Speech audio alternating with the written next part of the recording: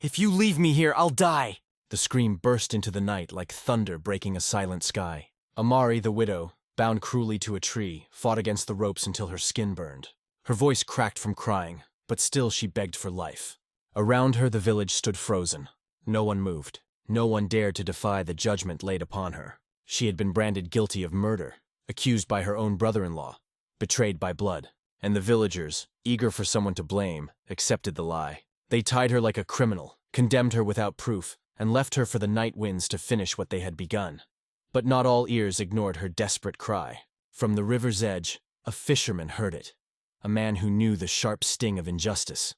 Kofi, a simple man with calloused hands and a weary back, but with a heart that refused to bow to cruelty.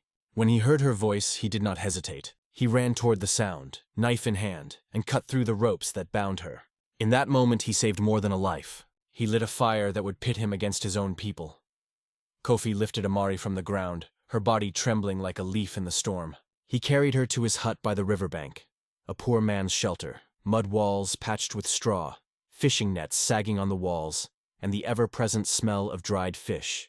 Yet, to Amari, who had just stared at death, it felt like a palace. Kofi opened the creaking door, set a wooden stool for her, and without asking a single question, placed a gourd of water in her hands. She drank slowly, carefully, as though relearning the forgotten act of living. Her throat ached from the screams no one had heard, and her eyes swelled with tears, not from pain, but from fear of what awaited her. "They won't let me live in peace, Kofi," she whispered, voice trembling. Kofi did not rush to answer. He only stared at the dancing flame of the oil lamp and spoke quietly, almost to himself. "If you were guilty, you would have run, not cried for your life." Meanwhile, the village stayed restless. Lights burned through the night, and whispers grew sharper with every passing hour. "Kofi hides a murderer," hissed one woman. "He has cursed himself," spat another. An old man at the gate shook his head. "Who shelters disgrace invites ruin into his own roof." The words rolled from mouth to mouth, quick as sparks in dry grass, until the whole village buzzed with the tale of the fisherman who had defied them all. Inside the hut, Amari tried to rest, but her body knew no peace. Every creak of the roof, every whisper of the wind, turned into voices calling her witch, thief, killer. Her wrists, though freed, still burned with the memory of the ropes. Kofi watched her silently. He wasn't a man of many words, but he fed the fire, spread out the straw mat, and stood like a wall against the storm. When at last she collapsed into sleep, exhausted, he lay awake, staring at the thatched roof. His mind wandered back to his mother, accused of stealing fish when she had only tried to feed her children. The people had turned away from her, and the silence of their cowardice had cut deeper than the lie itself. Since that day, Kofi had carried the truth. Silence can be crueler than words, sharper than any blade.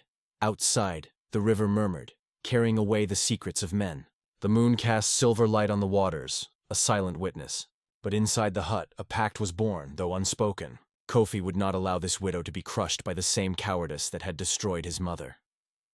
When dawn rose over the hills, the village whispers grew louder. Some called Kofi a fool, others a traitor. Some cursed his nets, claiming the river would deny him its fish for defying tradition. He said nothing, but in his heart there was a certainty as steady as stone. He had done what was right. From then on, Amari's story was no longer hers alone. He had bound his fate to hers, and that single choice would change everything. That night, the silence felt heavier than the ropes that had once cut her wrists. In Kofi's hut, small and poor though it was, the scent of wood smoke filled the air. Amari lay on the mat, staring at the ceiling. Shadows danced among the straw fibers, and she imagined them as the same hands that had tied her to the tree. She closed her eyes, but the nightmare returned. The sound of rushing water, the echo of her own desperate scream. "If you leave me here, I'll die." It was more than a cry. It was the confession of a soul, terrified of disappearing without a trace. Her chest tightened, and she whispered her dead husband's name. "Malik, cleanse my honor before God, wherever you are." Her voice floated into the night, fragile as a prayer, yet stubborn with faith. Kofi heard it all. He didn't promise her justice, didn't offer empty words. Instead, he brought her warm water in a clay bowl, set a piece of his own dry bread on the table, and sat silently. He knew that some wounds could not be mended by words. His silence carried its own language. "Here, you are not alone," but Amari could not eat. Every bite turned to ash in her mouth. The faces of her accusers crowded her mind, every scornful eye, every mocking whisper pressing on her soul. She curled into herself, trembling. Outside, dogs barked, a door slammed, and voices drifted on the wind, as if the whole village had followed her into the hut. There was no escape. Once condemned, a widow could not shake the shadow of guilt. Kofi watched her with quiet understanding. That night, as the fire dimmed, his thoughts returned again to his mother. Falsely accused, abandoned, broken. He remembered how silence had destroyed her more than lies. He would not let Amari suffer the same fate. Near dawn, Amari rose, unable to bear her memories. She stepped outside, the cold wind brushing her face. The stars glittered like distant eyes. She breathed deeply and whispered, "If I could, I'd return to my mother's womb, just to never feel this shame." Her voice vanished into the night, but Kofi heard. He rose, walked to her, and without a word placed his old fishing cloak over her shoulders. She looked at him surprised, not by the gesture but by the absence of judgment. For the first time in days, someone saw her without accusation. The village's silence had condemned. Kofi's silence embraced. Even so, when she returned to the mat, her soul still carried invisible chains. She was free in body, but bound in spirit, like a tree uprooted, trying to grow in foreign soil. That night she learned a bitter truth. Loneliness could be crueler than death itself. The rooster crowed, marking another day. Amari had not slept. Her face was weary, her eyes red, but in her chest a small spark endured. She had survived the first night of freedom, and that survival was victory, fragile but real. By the third day, hunger gnawed at her. The bread was gone, and her body ached for food. Though fear clawed at her heart, she chose to face the village. She smoothed her torn clothes, combed her hair with her fingers, and stepped onto the path toward the market. Her feet felt heavy, as though walking toward a trial. Kofi followed at a distance. At the edge of the village, he stopped. He knew his presence would only pour oil on the fire. He looked at her once and said simply, "If you need me, I'll be nearby," and stayed in the shade of a tree, his gaze steady as Amari continued on alone. When she arrived at the market, the murmur of the crowd fell silent for a moment. Vendors and customers stared at her as if they were seeing a ghost. Some stepped away, others just pretended not to see her.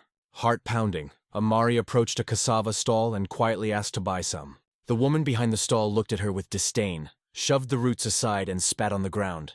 "We don't sell to witches here," she said loudly, making sure everyone could hear. The gesture hurt more than any rope ever had. Amari stepped back, swallowing her shame. She walked to another stall, this time selling beans. The vendor, a gray-bearded man, watched her in silence.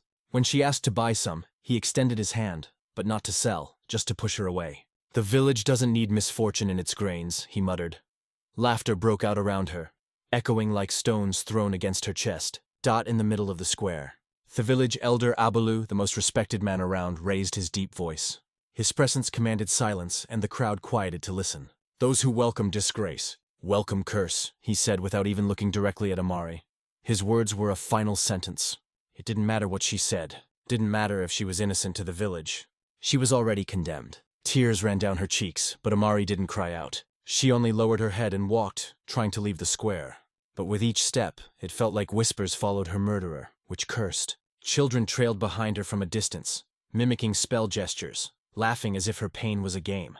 Amari quickened her pace, but the shame clung to her skin. From afar, Kofi watched it all. His heart tightened, but he knew if he stepped in to defend her, it would only make things worse. The village already accused him of hiding a criminal. If he spoke up now, he would be seen as an open accomplice. Even so, his fists clenched tightly and his eyes burned with indignation. Amari left the market with nothing in her hands, only the weight of humiliation. She returned the same way, each step heavier than the last. When she reached the tree where Kofi was waiting, the fisherman walked toward her. He didn't ask what had happened, didn't need to. He simply handed her a gourd of water and let her drink. Then in silence, he walked with her back to the hut. That day, Amari didn't speak. She sat on the mat, staring at the floor. The hunger still ached, but it was less than the pain of rejection. Ehlers' words echoed in her mind. Those who welcome disgrace, welcome curse. She wondered if her very presence was indeed bringing misfortune to Kofi. She even thought of leaving, disappearing into the forest just to spare the man who had dared to cut her ropes. But Kofi, sensing the darkness she was sinking into, came closer and spoke a few words. Not to comfort, but to plant strength. "Amari, the weight of a lie doesn't fall on the accused, but on those who spread it. Time will show who's who." He didn't use pretty phrases or empty promises. He was just a fisherman who had learned to wait for the waters to recede to reveal what the river hides. That night, lying once again on the mat, Amari cried silently. She didn't cry just from hunger, but from the certainty that too many she was already dead while still breathing. And yet deep within her soul a flame refused to go out, because despite the public humiliation, something inside her whispered that the truth was still alive, and one day it would speak louder than them all. The days that followed the humiliation in the market were cruel to Amari. Her body already weakened by hunger and exhaustion began to give in. First came the dizziness that made her lose her balance outside the hut. Then came the fever burning inside her like fire set to dry wood. Sweat streamed down her forehead, and yet she shivered with cold, curled up on the grass mat. With every groan, it felt as if her soul was slowly surrendering. Kofi quickly realized she wouldn't make it on her own. He brought clean cloths, soaked them in river water, and laid them on her forehead again and again. The fisherman, who was not a man of long prayers, murmured softly the proverbs he'd heard from his mother. Pain passes like the current, but the just remain standing. They were simple words, but filled with a kind of folk faith he knew how to live, a faith practiced in daily acts of quiet care. In net state, Amari spoke in fragments. She called for her dead husband, Malik, as if he might still appear. She whispered the names of people long gone, as if speaking with those on the other side of life. And sometimes she repeated, "I didn't do anything. I didn't poison anyone," as if she needed to defend herself. Even in delirium, Kofi would squeeze her hand and say firmly, "You don't have to prove anything to me. I know." While caring for her, Kofi remembered his own mother lying on a similar mat, when sickness took hold and no one from the village would help. He had been just a boy running for help, but was met with closed doors. "Your mother is cursed," they had said, and he watched helpless as the woman who gave him life faded away, not from the illness itself, but from abandonment. Now before Amari, he felt destiny was giving him a second chance to not let another woman die forgotten. The nights were long. Kofi kept changing the wet cloths, stoked the coals to keep the fire going, and watched her breathing closely. He had no medicine beyond the herbs he knew, and the patience to wait. At times, the fever seemed to ease, only to return stronger. The fight was unfair, but Kofi never left her side. He slept sitting next to her, his head resting against the mud wall, always alert to the slightest movement. The village rumors only grew louder. Some said, "The fever is punishment, proof she's guilty." Others whispered, "Now the fisherman will see the cost of sheltering a criminal." But Kofi didn't care about their judgment. What mattered to him wasn't the villagers' tongues, but the life fading before his eyes. On a night when the silence was deep, and only the sound of the river filled the air, Amari opened her eyes for a brief moment. They were red but clear. She saw Kofi asleep, sitting on the floor, still holding her hand. That sight disarmed her. For the first time since her husband's death, she cried, not from pain, but from gratitude, because someone had stayed when everyone else had walked away. The dawn brought signs of improvement. The fever began to break. The sweating slowed and her breathing grew lighter. Kofi, realizing this, let out a long sigh, as if releasing a weight from his chest. Amari tried to speak, but her voice came out weak. "Why didn't you let me die? Then everything would be over." He looked at her serious and replied, "Because dying tied to a lie is no worthy end. Living is your answer and the truth will still rise." Those words sank deep into her heart. Amari closed her eyes and for the first time in many days truly rested, not in surrender, but in relief. Her body was still fragile, but her soul was beginning to find its strength again. And so, from the fever that nearly broke her, a stronger bond was born between them. A bond not of blood nor of need, but of shared resistance. Kofi had faced loneliness with her, and that no one in the village could erase. The days passed slowly after Amari's fever broke. Still weak, she tried to recover, walking a few steps around Kofi's hut, gazing at the river as if searching for answers in the flow of the water. The village, however, did not forget. Each time a neighbor passed nearby, they cast looks of suspicion, whispered cruel things, or muttered curses under their breath. For many, her recovery was seen as a defiance of the justice they had already declared. It was on a gray morning that something happened. Something that would change how Amari saw her own pain. She was sitting in front of the hut, looking toward the horizon, when she heard small footsteps approaching. She turned and saw a skinny boy dressed in torn clothes and barefoot. His face was familiar. His name was Sifu, the village orphan who survived on scraps, rejected even by children his own age. In his hands, he carried a poorly woven straw basket with a few bruised fruits, mangoes, and guavas. Picked from who dash knows where do Fu stopped in front of her. hesitated for a moment as if afraid he'd be chased off for coming too close. Then he looked up and said in a thin voice but full of truth, "I brought this for you, ma'am. No one wanted me at the market today, so I thought maybe you would." Amari was speechless. She looked at the basket, then into the boy's eyes. It was the first act of kindness she'd received from the village since her husband's death. With trembling hands, she picked one of the fruits and asked almost in a whisper, "Why are you doing this, Sifu? Aren't you afraid they'll call you a witch too?" The boy shrugged and replied with disarming simplicity, "If they call you a witch, then I am too. Nobody wants me either. We're the same." Those words struck Amari like a revelation. For the first time, she understood that her pain wasn't hers alone. The weight of rejection didn't belong to her exclusively. Sifu, with his childhood marked by loneliness and disdain, carried the same wound she held in her heart. Right there, standing in front of the boy, she realized her story echoed in the lives of the forgotten, the ones the village chose not to see. She stood slowly, still frail, and gently touched Cephas's messy hair. Tears ran down her cheeks, not of sorrow, but of recognition. "Thank you, my boy," she said, voice trembling. "Today you brought more than fruit. You brought strength to my heart." The boy smiled shyly, as if unaware of the weight his generosity carried. Then Heron off into the brush before anyone from the village could see him near the hut. Kofi, watching from inside, witnessed the whole scene in silence. He didn't interrupt, letting the moment unfold. When Amari sat back down, still holding one of the fruits, he said, "Even the stones know how to recognize those who have been wronged. That boy carries the mark of abandonment, too. Maybe that's why he understood your pain before the rest of us." That night, Omari shared the fruits with Kofi. Each bite tasted sweeter than any feast, not because of the fruit itself, but because it had been offered with purity. As she chewed slowly, she kept thinking of the boy's face. His words echoed in her mind. "We're the same." And so it was that, in the simple gesture of a rejected orphan, Amari found a new reason to keep going, because she realized her fight wasn't just for her own honor, but for all those who lived in the shadow of injustice, silent, invisible. If she allowed herself to fade away, she would confirm the sentence that the unwanted have no worth. But if she remained standing, even through pain, she would show that the lives of the forgotten still carry dignity. That night, lying on the mat, Amari didn't cry. For the first time since her husband's death, she fell asleep with a flicker of hope in her heart. The orphan boy's unexpected gesture had lit a flame that not even the Ville's curse could extinguish. Time moved forward like a slow river, but one weighed down with stones at its bottom. As Amari recovered little by little, the village remained divided between the silence of those who doubted the accusation and the noise of those who wanted her dead.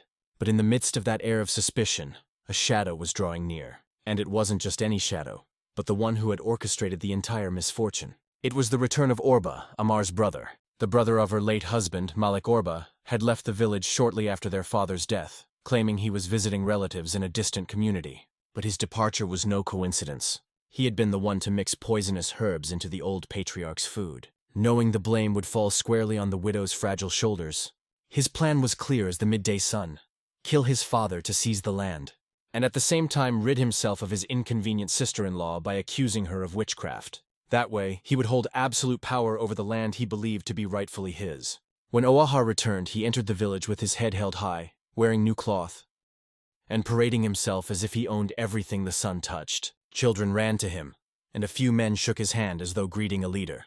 Or had the charm of manipulators, he knew how to smile when it served him, and how to raise his voice when he wanted to silence others. Upon arriving in the village square, he gathered the curious and began to speak. "My brothers," he said, his voice full of fake sorrow. "My father passed before justice could be done, but I tell you this, the justice of blood never fails. The one who took his life still walks among us, free, sheltered under the roof of a naive fisherman. That woman, Amari, killed top-possessed land that never belonged to her, and I will not rest until my father's name is cleansed." His words echoed like thunder. Some murmured in agreement, others looked away. But everyone felt that Arba's return had reignited the fire of suspicion. He wasn't just accusing Amari, he was stoking hatred, rallying the village against her. Kofi, upon hearing of Arba's return, wasn't intimidated. He met him at the edge of the square, and with a steady voice faced the man everyone feared. "The land you seek is not your inheritance. Or it's the lie that props up your speech. If you believe in blood justice, remember blood doesn't lie." Or sneered, stepped closer, and replied, "Fisherman, your net may be strong in the river, but it won't protect you here in the village. Don't meddle where you don't belong." That woman you're hiding will drag you down with her. The tension between the two men thickened. The villagers watched, torn between Kofi's quiet courage and Orb's arrogant bravado. Yet few dared to intervene. Most chose silence, the same complicit silence that had once left Amari tied by the riverbank. That night, Amari felt the weight of her brother-in-law's return. Her heart beat unevenly, knowing he wouldn't stop until she was destroyed. She remembered Orber's covetous glances even while Malik was alive. Always ambitious, he had never accepted that their father would divide the land among his sons. Now with her husband dead, and the village turned against her, she was an easy target. Sensing her fear, Kofi sat beside her mat and said, "The river knows the clean fish from the rotten oa may fool many, but he won't fool the current of truth. Hold on, Amari. Time is the ally of the just." She sighed, pulling the cloak tighter around her shoulders, trying to believe. But deep down, she feared that time might just be another weapon turned against her. In the days that followed, Ober tried to oust the weight of tradition to force Amari out of Kofi's hut. He called meetings, stirred up the men, spoke in the name of family honor. "As long as this woman breathes among us, a curse will fall on our crops," he declared, staring into the crowd like someone sowing fear. Many believed him. Others stayed silent, but the pressure against the widow grew stronger with each passing day. And so the true villain returned to center stage. Oba, with his silver tongue and corrupt heart, would not rest until he stripped Amari, not only of her land, but of her last spark of dignity. What he didn't know, however, was that the truth, still hidden in the shadows, was already preparing for the moment when his mask would fall before them all. The full moon lit up the village like a torch hanging in the sky, casting long shadows over the mud-brick homes. It was a night of vigil, a night when families gathered around fires to tell stories, recite proverbs, and remember those who had passed. But on this particular night, the flames also burned with suspicion and fear. Amari's name still lingered on people's lips, and Orber's fiery voice continued to feed their mistrust. The air was heavy, as if everyone were breathing not the cool night breeze but the smoke of lies. Kofi was present, though he kept a certain distance, seated at the edge of the fire circle. He didn't wish to stir arguments, but he also wouldn't leave Amari alone in the hut. With each word or hurled against the widow, the fisherman kept his eyes fixed on the flames, like a man waiting for the right moment to cast his net, not into the river, but into the heart of the village. It was in this tense atmosphere that an unexpected voice rose. It was Mama Decca, one of the ville's eldest women, known for her long memory and sharp tongue, bent by age, but with eyes that still burned like glowing embers. She called for silence and leaned on her cane to speak. "I saw," she said firmly. "I saw with these eyes what no one else wanted to see." The crowd stirred. Some laughed, others urged her to be quiet, claiming old age had stolen her sense, but Mama Decca did not falter. "On the night the old man died, I was by the fence of my home. I saw Ora rushing in with a little bag of herbs. I saw him stirring the pot of food, and I saw his shadow smile because he knew the next morning his father wouldn't wake up. I kept quiet because no one would listen, but I kept quiet in pain. Tonight I'll be silent no more." A heavy silence fell over the fire circle. Ober rose in fury, pounding his chest. "The delusions of a senile old woman," he shouted. "She can no longer tell dreams from truth. And now you want to believe an old woman's visions over the word of a blood son."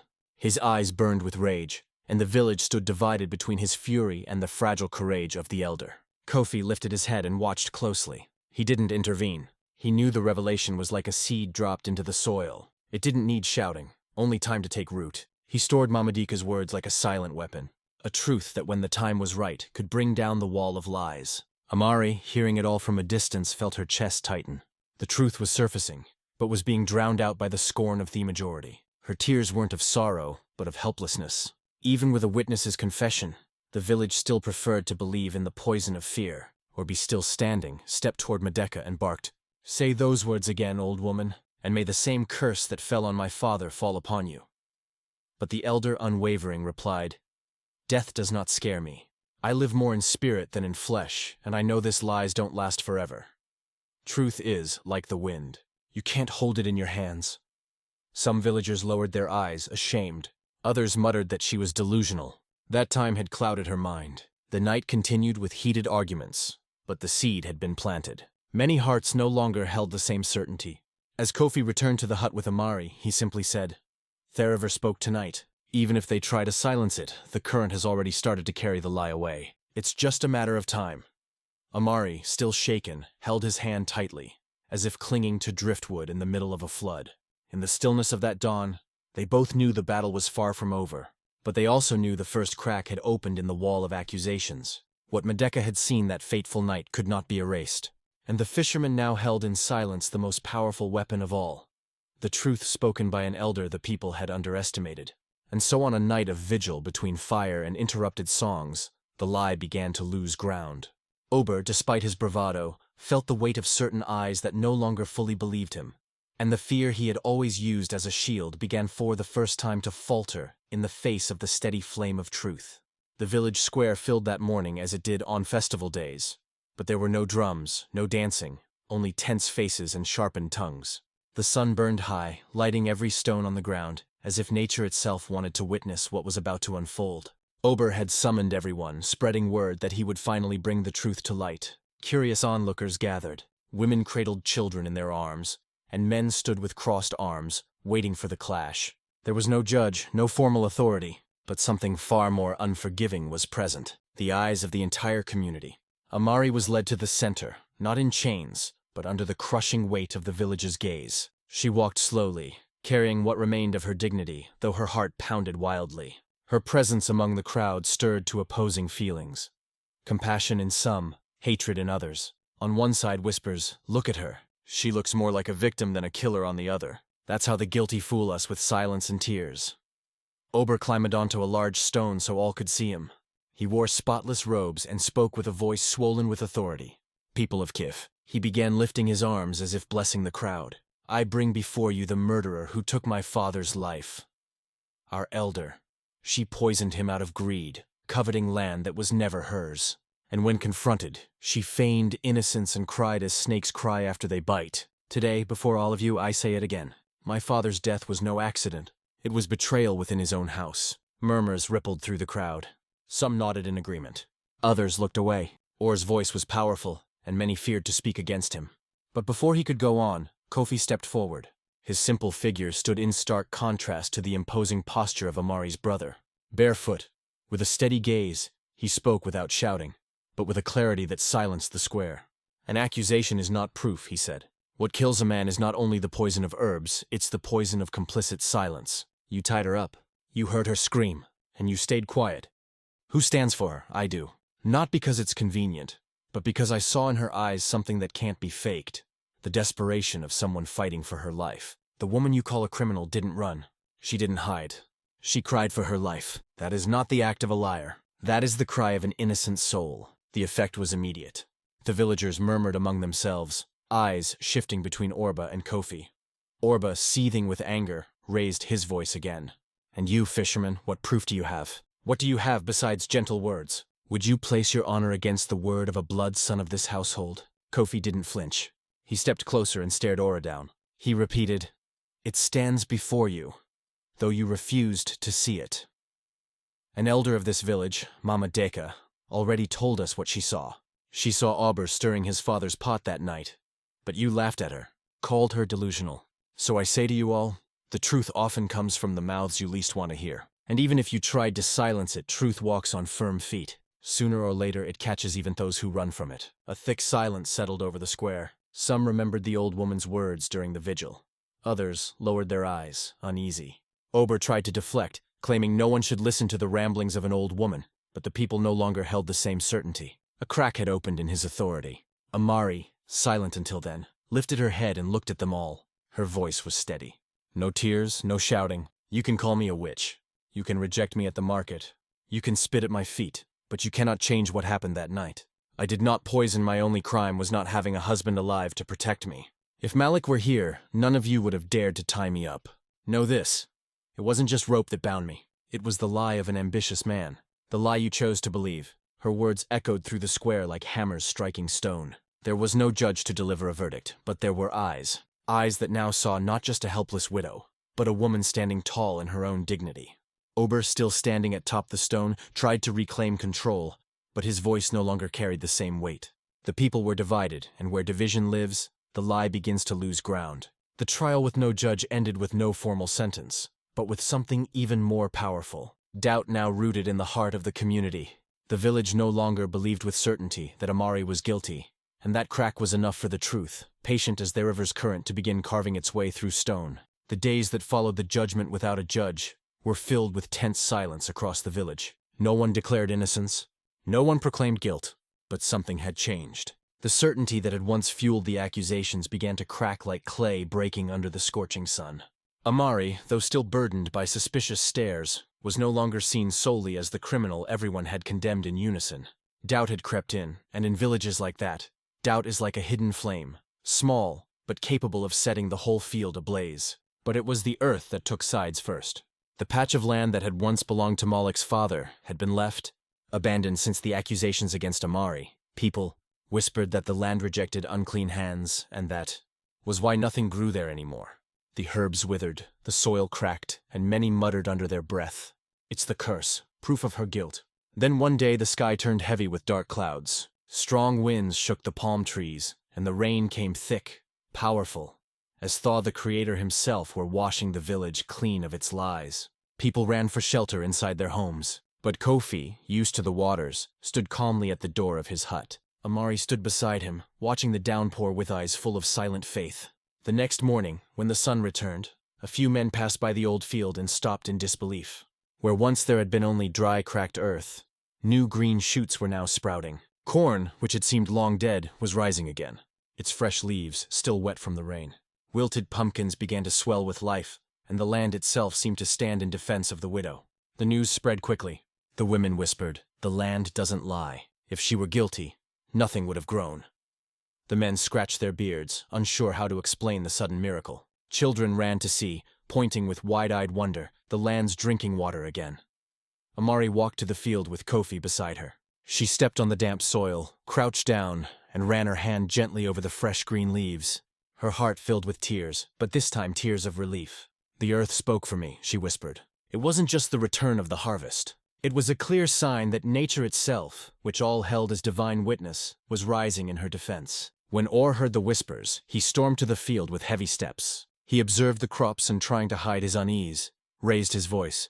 "Don't be fooled. Even cursed soil gets rain. This proves nothing. Nature doesn't know guilt from innocence." But the village no longer listened to him with the same conviction. Some looked away. Others whispered among themselves, remembering Madika's words about the night the old man died.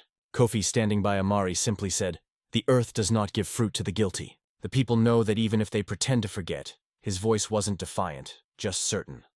Many nodded in silence because signs speak louder than speeches. Amar's field became the talk of every gathering. Women said they had never seen crops rise so fast after such a harsh drought. Men, in secret, began to admit that maybe they had been wrong to accuse her. Still, no one dared yet to stand against Aura openly. His power rested more in the fear he inspired than in any truth he carried. Even so, Amara could feel something shifting. When she went to fetch water from the well, not every head turned away. Some watched with curiosity, a few, even with a hint of respect. It was as if the land had washed away part of the filth they had thrown on her name. In the solitude of the night, she knelt on the packed earth floor of the hut and prayed in silence. "If the people won't believe my words, let creation speak for me. Let the earth, the wind, and the water be my witnesses." Tears streamed down her face, but these were not like the ones from days before. These were not from despair, but from a renewed faith. The unexpected return of life to the land wasn't just the rebirth of a crop. It was the sign that truth once buried beneath layers of lies had begun to sprout in the hearts of the village as well. There was still much to face, but Amari no longer walked bent beneath the weight of shame. Now she walked upright, knowing even the earth had risen to defend her. The sun rose strong that morning, spreading a heat that seemed to burn away the ville's doubts. Along with the mist still clinging to the fields, the unexpected green of Amar's field could no longer be ignored. Women who once spat at the sight of her now paused silently in front of the fertile land. Children, curious, played among the rows of reborn corn, as if it were proof that time had finally turned in the widow's favor. The whole village seemed to drift toward the square. A meeting had been called by the Council of Elders, but everyone knew there was really only one subject, Amari, and the accusations that still hung over her. Rumors of the revived crop had spread like wildfire, and no one could cling to the same certainty as before. Some called it divine intervention. Others murmured that the land only bears for the innocent. There were still a few who stubbornly claimed that even the guilty benefit from the rain. But deep down, everyone knew this harvest was more than chance. Amari walked toward the square with Kofi at her side. The people made way for her, not with the old contempt, but with a mixture of respect and caution, as if looking at someone who carried a truth larger than words could explain. Her head was held high, her clothes simple, her gaze unshaken. Her bare feet struck the ground like those of someone who, after a long time, no longer feared stumbling. Dot was already there, standing atop the large stone he used as his makeshift pulpit. He tried to appear confident, but the sweat on his brow betrayed his unease. His eyes scanned the crowd, and he could see that many no longer followed him with the same loyalty. When he saw Amari approaching, his tone rose in challenge. "There stands the woman who stained my family's honor." He shouted, "Don't be fooled by green leaves. The rain falls for everyone. Don't mistake nature's whim for innocence." But before he could go further, Amari stepped into the center of the square. The crowd fell silent. She didn't ask for permission, didn't wait to be given the floor. She simply took a deep breath and spoke, her voice as steady as the trunk of an ancient tree. "I didn't come here to ask for forgiveness or to beg for pity. I didn't come to justify myself to those who chose to believe a lie rather than look me in the eye. Today I came only to speak one simple truth. I wasn't tied by rope. I was tied by a lie, and lies weigh heavier than iron because they chain the soul." A deep silence spread across the square. Some looked away ashamed, remembering the night they saw Amari dragged to the tree and did nothing. Others stared at her with newfound respect, surprised by the strength in her voice. Amari continued, "When my husband Malik passed, I lost the only shield I had in this village. But I've learned that justice cannot depend on having a man by your side. I've learned that even in loneliness, you can still stand tall. You condemned me without proof because it was easier to blame a widow than to confront the ambition of the one who truly wanted the land. He asked for nothing today, only that you look at me and decide if the truth fits this face, or if you'll keep feeding Ailey." Oba tried to interrupt, but his voice was drowned in the murmur of the crowd. The people were no longer listening to him the same way. Some began whispering against him. Others recalled Mamadika's words, and Orba's suspicious departure the night of his father's death. Kofi, standing beside Amari, didn't need to say a word. His presence was enough. He looked at her with silent pride like a man witnessing dignity, triumph over fear. The villager no longer saw him as just a simple fisherman, but as the one who had dared to cut the rope when everyone else remained silent.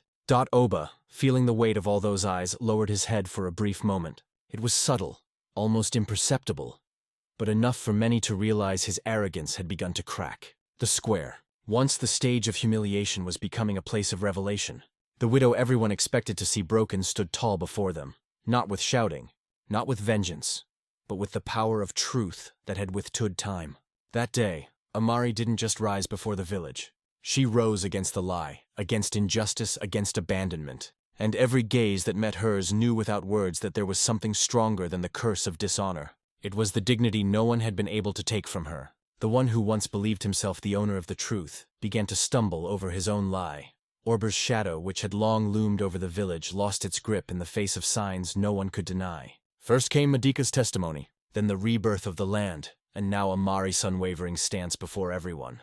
The village once blind began to see not all at once, not through shouts, but through the heavy silence that falls when the mask of an arrogant man begins to crack. Days after the gathering in the square, distant relatives arrived in the village. Having heard rumors of the old patriarch's death, among them was a man who had once apprenticed with a healer. He carried a small pouch of herbs, and Dupont, seeing them, immediately recognized the powder Ober used to carry. "These plants aren't used for healing," he said. "They're mixed only to weaken the body and steal its breath." His words hit like thunder. They weren't just suspicions or the memories of an old woman. They were proof, and the weight of truth could no longer be silenced. The Council of Elders met in secret, but soon their decisions spread through every home. Obar would be stripped of his rights to the family land, dishonored before the entire village. Shame would be his only inheritance. When the news was announced, there was no celebration, no applause, only a deep, heavy silence. Asif, the village itself, wished to erase the pride of the man who had stained his families. Ober left the village with his head lowered, carrying only the weight of his disgrace. The men who once followed him offered no shelter. The women who repeated his accusations turned their backs. Even the children who used to chase after him now hid away. The power that had come from fear was gone. And as always happens with those who build their lives on lies, Ober found himself alone. Amari, on the other hand, did not celebrate. There was no thirst for revenge in her heart. When she heard of the decision, she simply said quietly, "Those who sow wind reap the storm." Time brought justice. Her victory was not in seeing her brother-in-law humiliated. It was in reclaiming the dignity that had been stolen from her. She walked through the village with her head held high, not because everyone now applauded her, but because no one looked at her as a criminal anymore. The field bore fruit again, and with Kofi's help, Amari harvested the corn that had grown after the rain. She shared some of it with neighbors and children, not as a gesture of defiance, but as proof that generosity endures, even after humiliation. Some accepted the offering with shame, remembering the stones they once threw in the form of words. Others cried quietly, regretting they had believed Orb's lies. Kofi, the fisherman with calloused hands, had become a symbol of courage in the village, not because he fought Orba with loud words, but because he stood beside the widow when everyone else chose silence. His quiet strength, firmer than any sword, taught the village that real power isn't measured by the volume of your voice, but by the constancy of your actions. Many began calling him the man of the river, not just because he lived off the water, but because he had shown them that the current of time always sweeps, lies away, and leaves the stone of truth. Exposed. As for Amari, she went on living. She didn't dress herself in riches, didn't seek glory, didn't build palaces. Her victory was in something far simpler: to remain standing, to work the land, and to sleep without the weight of shame.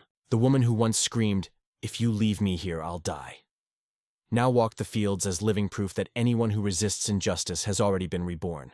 The village, marked by this story, learned a lesson that didn't need to be spoken aloud. It understood that true justice is not born from fear, nor from the loudest voices, but from the patience of time, which reveals what was hidden. Every man and every woman carried within them the memory of the widow who was nearly silenced, and the fisherman who dared to cut the rope. And so life went on. Theriver kept flowing, the children kept playing, the land kept bearing fruit. But on every corner of the village, whenever someone spoke of lies or injustice, they remembered the day the truth rose. Not with fury, but through a simple woman, marked by pain yet held up by dignity. Amari didn't need to shout. She didn't need revenge. Her answer was to live. And in that world, that was the highest form of justice. If this story touched your heart, let us know where you're watching from. Leave a comment below. We'd love to hear from you. Don't forget to like the video, share it with your friends and family, and subscribe to the channel. That really helps us keep bringing you real and emotional stories like this one. Thank you for being part of our